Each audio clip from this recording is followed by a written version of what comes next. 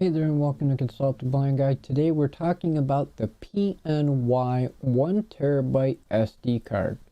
Hope you enjoyed today's episode. Let's get to it.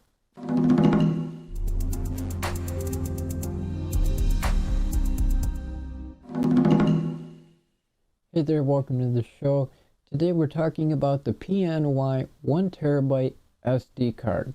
When it comes to SD cards, I don't believe PNY is all that well known, but they do provide a great SD card. Previously, in another video, I had mentioned the SanDisk 32GB SD card for my Sony a6100. I decided to get the PNY 1TB because I was going on a trip to Washington, D.C. and then to Albany, New York for People of Video. And in which case, I wanted to make sure I had more than enough storage to be able to take pictures and video for a 5-day trip. Not only was it going to be to the nation's capital, but it was going to Albany, New York, as well as the conference itself. So I wanted to do some sightseeing, some vlogging, some pictures of the conference, as well as videos at the conference. And the PNY 1TB SD card definitely provides more than enough storage space to do so. Not only is it great for doing pictures or 1080 HD video, but it is capable of doing 4K video and having a nice amount of storage still left over for doing a few minute videos on each. Now in total, doing a 1080p HD video, there's over 48 hours worth of storage with the settings that I have. Not only could I do 48 hours worth of video, but that is thousands and thousands of photos that I could take as well. And then on top of it, having the 32GB SD cards as well from SanDisk just made sure that I had even more capability not only to do videos as well as photos, but if one was to by chance get filled up, I had something to fall back on. And as I said, 1TB of memory for the Sony a6100 is a great amount of storage space already in itself.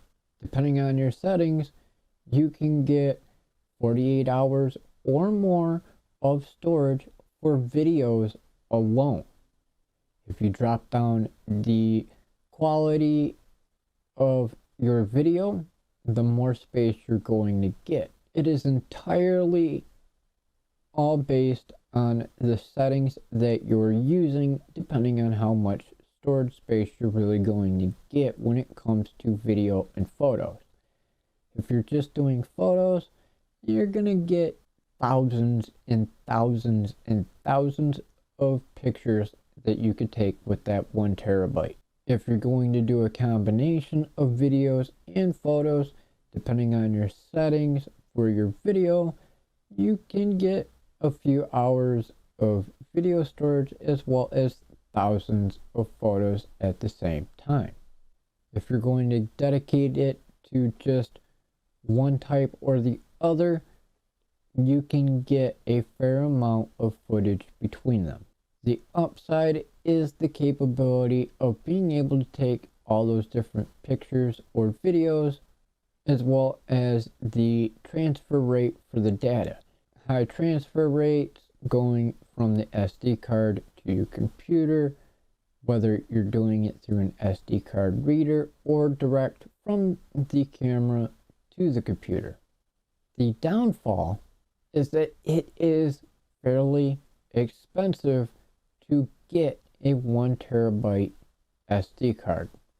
And I mean, considering the fact of getting a 32 gig versus a 1TB, we're talking 3, 4, 5 times the price, and it all entirely depends on the brand. As I said, PNY, I don't believe is all that well known compared to something like SanDisk, but it is worth the money in the long run. If I was to give a rating between 1 and 5 stars, or 1 to 10, I would give it a 4 out of 5 or a 9 out of 10, simply because that price is up there when it comes to a single SD card. Otherwise, there is nothing wrong with the SD card at all. That is the only factor that plays into this rating. If you're somebody that's not too worried about cost of SD cards, then more power to you. As I said, this one is fairly expensive for a single SD card. Link is in the description below so you can see the SD card for yourself and consider whether it's right for you or not. If you have any questions or comments, by all means, please feel free to drop them down below in the comment section and I'll get back to you as soon as possible. Until the next time, I hope you enjoy your day or evening depending on where you are in the world, and we'll see you in the next episode.